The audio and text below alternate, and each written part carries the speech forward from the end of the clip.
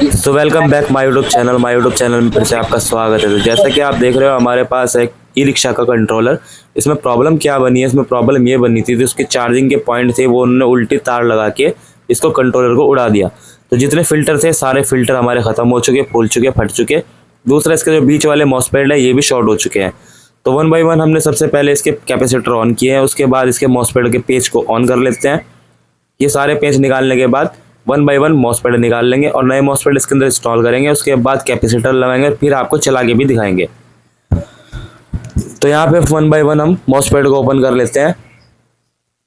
यहाँ पे वन हमारा मॉसफेट ओपन हो चुका है, ये आप देख सकते हो। इसी तरीके से हमें तीनों मॉसफेट भी ओपन करने हैं।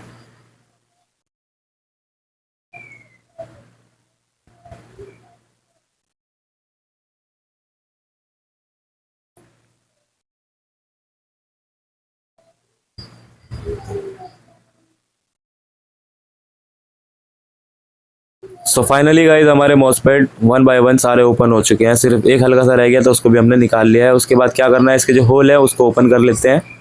ओपन करने के बाद हमें इससे बहुत ही बेनिफिट मिलता है कि मॉसफेट हमें पूरी हीट सिंक नहीं खोलनी पड़ेगी। सिर्फ होल खोलने के बाद इसके अंदर मॉसफेट लगा के देख लेंगे। होल अच्छी तरह हमारे खुल चुके हैं। यहाँ पे देख सकते हो आप, जिस तरीके से मैं आपको लगा के दिखा रहा हूँ, इस तरीके से हमें पता लग जाता है कि हमारे जो होल है वो प्रॉपर ऑन हो चुके हैं, प्रॉपर खुल चुके हैं। अब इसको इनर साइड से डालना शुरू करेंगे। तो यहाँ से पहला मॉसफेट हमारा ये लग चुका है।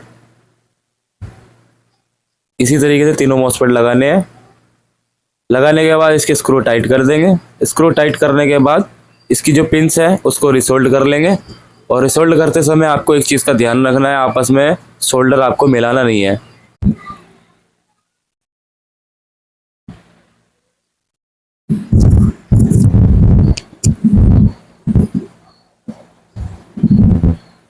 सो फाइनली गाइस सोल्डरिंग हमारी कंप्लीट हो चुकी है मॉसफेट की।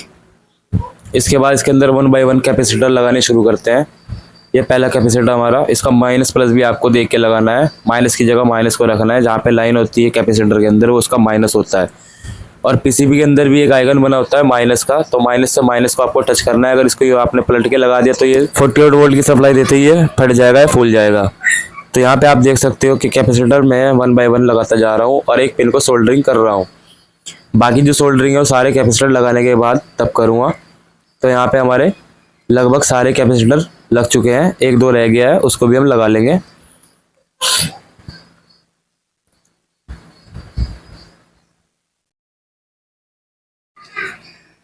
तो ये लास्ट कंडेंसर है हमारा, लास्ट वाला भी हमारा लग चुका है।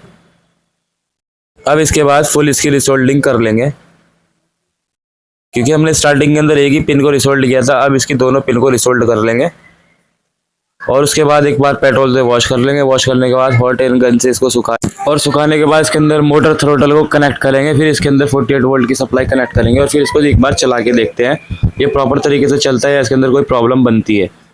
तो यहाँ पे हमने पेट्रोल से इसको वॉश कर दिया है। वॉश करने के बाद हॉट एयर गन से इसको सुखा लेंगे, ताकि जितना इसके अंदर पेस्ट वगैरह गम वगैरह लगा है वो सारा क्लीन हो जाएगा। उसके बाद ही हम इसके अंदर मोटर थ्रोटल को कनेक्ट करने के बाद 48 वोल्ट की सप्लाई कनेक्ट करेंगे और उसके बाद इसको रनिंग कंडीशन में लेकर आएंगे। तो यहाँ पे आप देख सकते हो हमारी पीसीबी कितनी अच्छी तरीके से क्लीन हो रही है। सो गाइज पीसीबी हमारी क्लीन हो चुकी है। अब चलते हैं मोटर के कनेक्शन की तरफ। तो यहाँ पे सबसे पहले हमें कनेक्शन करने हैं इसके मोटर के मोटी वाली वायर के। यहाँ पे हो चुके हैं हमारे कनेक्शन। उसके बाद सारे कनेक्शन हमने कर लिया। मोटर हमारी स्टार्ट हो चुकी है। वीडियो अच्छी लगी हो तो लाइक शेयर कमेंट जरूर करें। नई वीडियो के लिए नोटिफिकेशन बटन जरूर दबाएं। मिलते हैं नेक्स्ट वीडियो में। मैं आपका दोस्त खुर्रम सिद्दीकी फ्रॉम सहारनपुर।